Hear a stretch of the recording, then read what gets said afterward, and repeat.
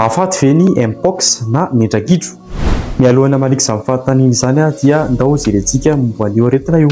Ny mpox dia aretina avy amin'ny virus antsoina hoe orthopox virus. Tany amin'ny taona 770 tany no nahitana cas voalohany tamin'ny olombelona taty Afrika, tany amin'ny Repoblika Demokratika Congo. Nijanona tao ampovoany sy andrefana Afrika izy nandritra ny taona maromaro. Fa nanomboka tamin'ny taona 2010 izy no niparitaka eran'izao tontolo izao. Ary tonga teto Madagasikara ny faran'ny taona 2010 teo. Ahoana raha fomba fisehony? Mandalo dingana telo ny fomba fisehony. Voalohany ny incubation na fiotrehany, izay maharitra 5 ka hatramin'ny 120 andro aoriana nazahoana ilay tsy mikaretina. Tsy misy fahabarana aretina izy mandritra izany. Faharoa ny fiatombohany, izay maharitra 1 ka hatramin'ny 3 andro. Mafana hoditra, marary an-doha, reraka sy mangotsika ny vatana rehetra. Ary misy tototario na ganglion eo amin'ny tenda na fotobe. Fahatelo ny fiseho eo amin'ny hoditra. Miatomboka amin'ny tasy menamena izany,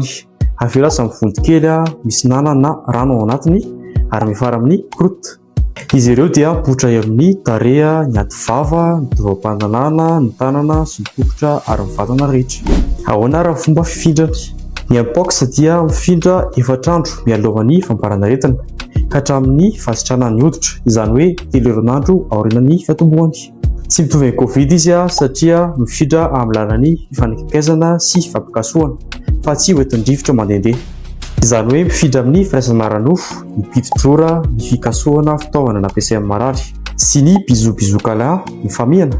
Ary ny vehivavy bevoka dia mamindra amin'ny zanany ao an-kibo ihany koa. Farany ny biby dia mamindra amin'ny alalan'ny kaikitra, ny rangotra sy ny fampikasohana. Voalika amin'izay ary ilay fanontaniana. Eny tompoko, mahafaty ny mpox raha toa ka kely ery fiarovana ny olona iray, ary tsy mahafaty izy raha toa ka ambony ery fiarovana. Ny atao hoe olona kely ery fiarovana na immunodéprimé dia olona mitondra ny tsy mikaretina VIH/SIDA, olona tratrany tsy fanjary sakafo, olona voan'ny homamiadan-dra, ny vehivavy bevoka, ny zazakely minono ary ny olona mihinana fanafody mampidina ery fiarovana. Inona raha tokony ataontsika mba hisorohana izany?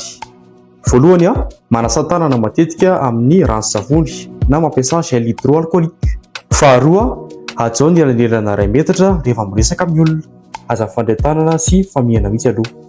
Fahatelo, manaova aro vava orona mba tsy pitihan'ny rora. Farany, tapena amin'ny lanto-tsandry ny vava sy ny orona rehefa mihevona na mikohaka. Ary indrindra raha misy ireo fambarana rehetra ireo ianao dia manatona avy hatrany tompo-pahasalamana akaiky ianao. Izay ary dia aza tia mizara ny orana tsara mba haizan'ny hafa ihany koa sy manaraka mipetsy. Sorato. Resana betsaka mikasika an'izao mity resaka hoe valana aretina mpox ty na ny rajako zay nanaovandreo mpikambana vitsivitsy ao anivon'ny gouvernement hangaretona aloha tao amin'ny ena manjery mpanjakana tamin'ny omaly tao amin'ny TVM sy ny RNM zany dia izay afaka nanaraka mivantana zany tamin'ireo tambazotra tserasera dia afaka nanaraka an'izany ihany koa.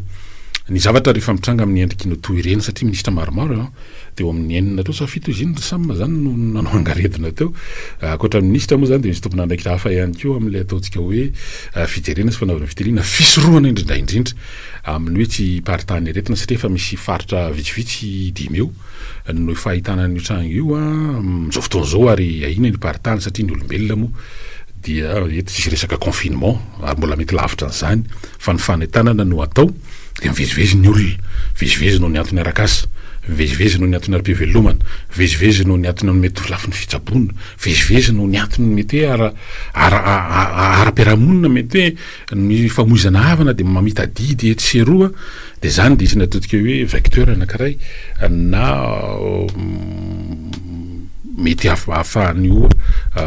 valana aretin'io mifindra aingana. Zay zany le zavatra misy. Ary efa misy ny tranga voamarina confirmé, misy ny tranga mampiahiahy zany ao anatin'le fisin'ity resaka hoe nendradrajako ty dia zay amin'ny mahadidy amin'ny onjam-piatotoony dia manao an'izay fanetana zay amin'ny fiarovana. Ina moa nefa resahana be dia be dia fanaovana ny aro-vava orona, ny fisasana matetika, ny finanana ny tena zava-dehibe dia hoe finanana fanamafisana ny hery fiarovana zany amin'ny finanana voankazo, mbola fotoanan'izany zao, fehezana misotro rano tsy de fampikasoana loatra zany de ahoanao zany fa tona vaovao rehefa tona vaovao aloha zany de mifampijerijery ny maso de manao pimaso de miteny misokatra kely mivava miaraka ao anaty kasibosy eo fa aloha tsy de tena mifandralitanana loatra zany satria tsy hoe mifampihafahafa fa zay le hoe aloha misoroka eto zay mitsabo satria raha mahita fa anatina fotoam-pahavaratra zao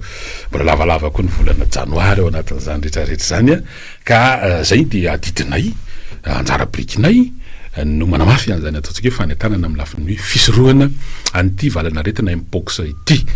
tsy zany ihany satria fa rehefa vanim-potoana toy izao de efa manomboka ihany koa misy an'le hoe vary aloha mahatrapo fa tsy mahavita taona rehefa manomboka satria fa manomboka misy miakatra ny vary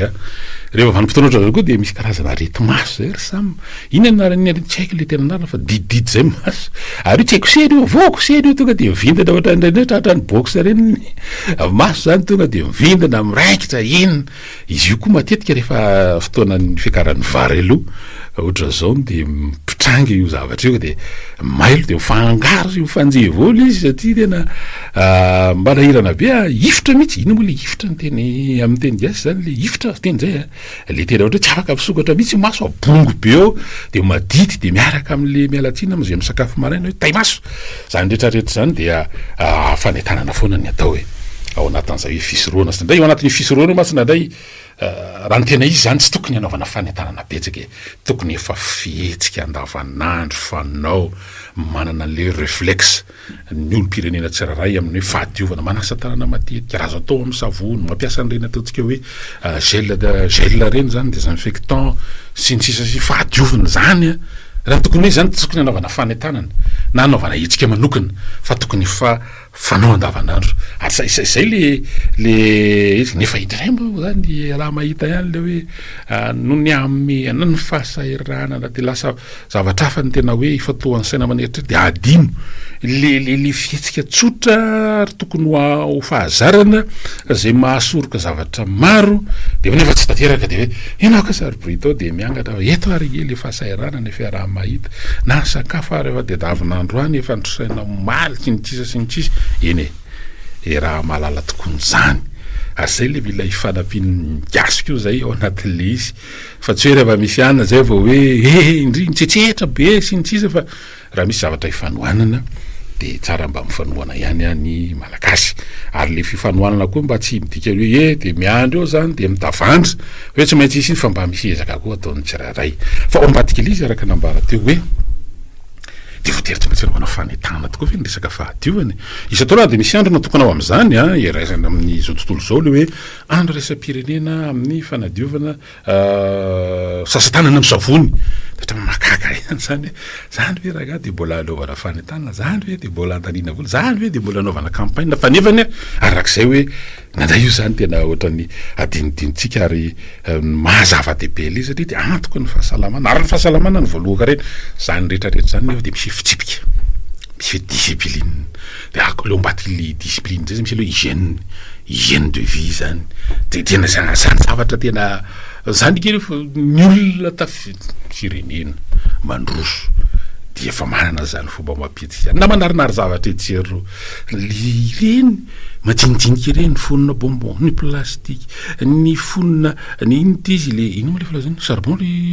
charbon zany de mbola arahana fakofako kely le onle tsetsiny iny raha mividy amin'ny gony ianao de mandeha ny rehetrarehetra iny de atositosika amin'ny fako de makeny amin'ny varavarana tonga amin'ny varavarana de makeny amin'ny sisy tokotany de makany amin'ny arabe izy de makany amin'ny tatatra de io le raha vahita io de zay zany le de tena mifametsiny eto aka misy rf2 koa saika mba makalisy ro plutôt faiza de zay foana ve saika efa mba manakitra lizy eny amin'ny tabajortera fa de mba zay foana ve problème mety zay ve totra zao fa zao de milaza miara mahita tsika fa zay toerana rehetrarehetra le tsy resana zany manakaikikaiky tsena fa na iny amin'ny arabe na ny amin'ny lalakely na ny amin'ny toerana samy hafa any de miparitaka eny rehetra eny tompoko fako de isa zany no metsiny io de hitonona anaran'olona ao anaty baiboly ve ao anatin'le izy angamba kosa mba tsy zany zay zany le hoe mba misy andraikitry ny tsiraray fahatsiarovatena de fotoanan'izany zao de mampatsiahy an'izany zao satria ny antony mantsy de zao ny fiarahamonina de misy fitsipika ho amin'ny tanàna rehetrarehetra de manana an'izany taloha moa zany misy andreny Jean Voyeur misy an'le mpitsirika any anaty tanàna de misy vomerany fahadiovana misy an'izany mbola misy an'izany hoe nyrafitra ny eny fokotany vitsy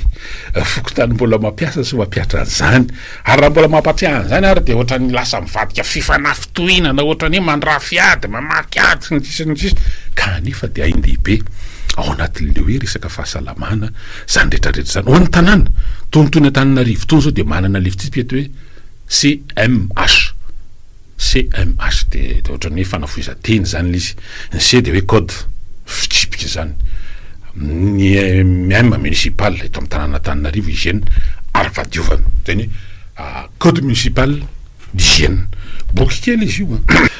toy ny fanao rehefa andro zoma toy izao ty moa zany zoma voalohany indray iresahana sy tafatafany eto de manao fintina ny zavatra nitranga sy nanamarika ny herinandro na amin'ny lafiny toe-karena io na amin'ny lafiny sosialy io ny politika mazava loatra fiainam-pirenena raha atao bangitokana zay no resahana eto miaraka eto zay toky Rafahalimana na miarabany toky miarabany Breto miarabany Piainitra dindry zalatsy ambadika atsy tao anatin'ny herinandro betsaka ireo zavatra nitranga ny ara-politika ny ara-toe-karena arak'izay resahany Breto zay nisy ny hoe fivoahana ohatra tany amin'ny faritra nataon'ny mpitondra fanjakana misy ny zavatra mitranga teto an-drenivohitra ny valana retina ny vokadratsiny hoe andro ratsy ny sisa isany hoe nanamarika ny zava-misy teto amin'ny firenena tamin'ity herinandro ty ny tsy fandripahalemana ihany koa tsapa sy tsikatra ohatrany hoe misy tranga matetika raha tsy laza vatsireny hoe von'olona mahatsiravana olona ohatrany hoe sanatria noho ny hoe fahantrana ve sa ny aretina sa inona hita miapatra eny an-dalana eny maty sy ny sisa zany isany hoe tranga manamarika ny herinandro sy ny hoe fiainana andavanandro am'izao fotoana zao eny ary miresaka valina retina tao de ataontsika hoe resam-pirenena zany satria raha resahana be dehibe sika mikasika ny hoe nendrany raha jako io de tsy tetontsika aloha noho ny poirany fa tany ampitany ranomasina tany de efa misy tranga zany eto Madagasikara fa mapolony loha zany ny tranga aiahina rehefa misy ny voamarina ny resaka faharoa koa mikasika ny resaka ifirenena kely iny resaka fahasalamana teo iny fa eo am'izay setra resam-pirenena zay ihany keo de isany amin'ny tanàny sainy maro aloha akoatra ny lalao ara-panatanjahantena zay hiditra amin'ity an'ity ihany koa ny lalao am-pahefadalana ary toko Rafahalimana dia eo ihany keo ny raharaha mahakasika ny Venezuela io moa zany de misy ny azo heverina hoe herisetra zay nataon'ny Amerikana zay nandeha ila zany tsy akiresaka tsy akiteny fa de tonga de nanapatra ny fahefany zay tamin'ny samborana